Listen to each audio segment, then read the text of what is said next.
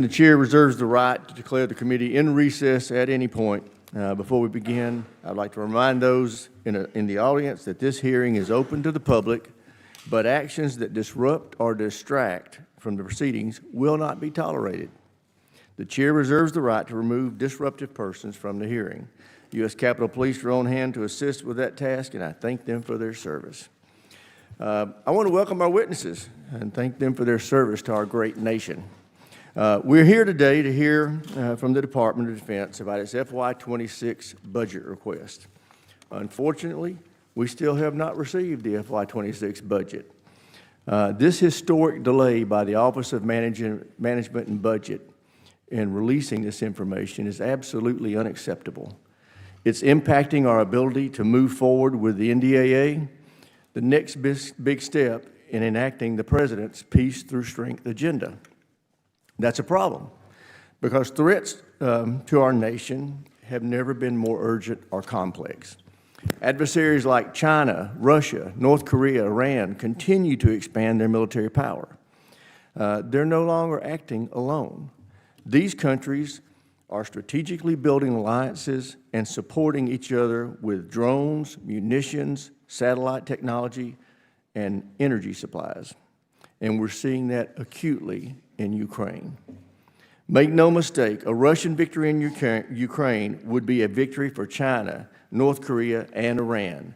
We cannot let that happen. Russia must be stopped. Russia is not our friend. While our adversaries collaborate on the development and deployment of innovative new capabilities, we are facing challenges. Our defense industrial base has atrophied significantly, making it harder for us to sustain prolonged conflicts. That's why now, more than ever, it is critical that we make a significant investment in our national security.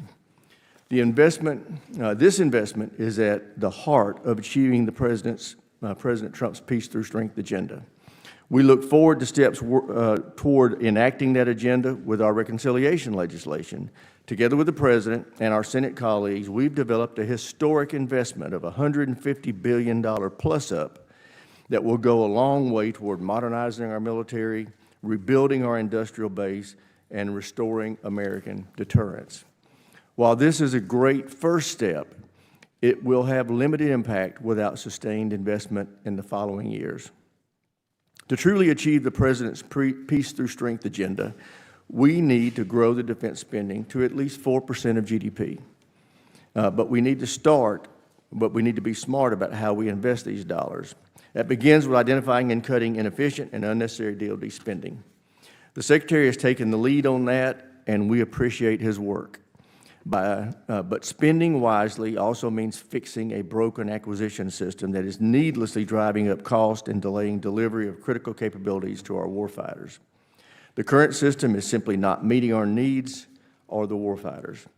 It is not taking advantage of America's innovative private sector, and it's not the most efficient use of taxpayer dollars. The bipartisan SPEED Act that the ranking member and I introduced this week will fundamentally reform defense acquisition. It streamlines the process and significantly reduces the time it takes to field new military capabilities. I know the Secretary is determined to fix the broken system, and I look forward to partnering with him to enact real, meaningful, game-changing reform. I also look forward to understanding from the Secretary what the administration's plans are for a global force posture. Maintaining a forward presence of U.S. troops in strategic areas across the globe is essential to ensuring peace through strength. The current level of American forces stationed in Eastern Europe are a crucial bulwark against further Russian aggression and another devastating war in Europe. Our forces in South Korea protect our ally, but also serve as a critical strike force if North Korea attempts a launch on our homeland.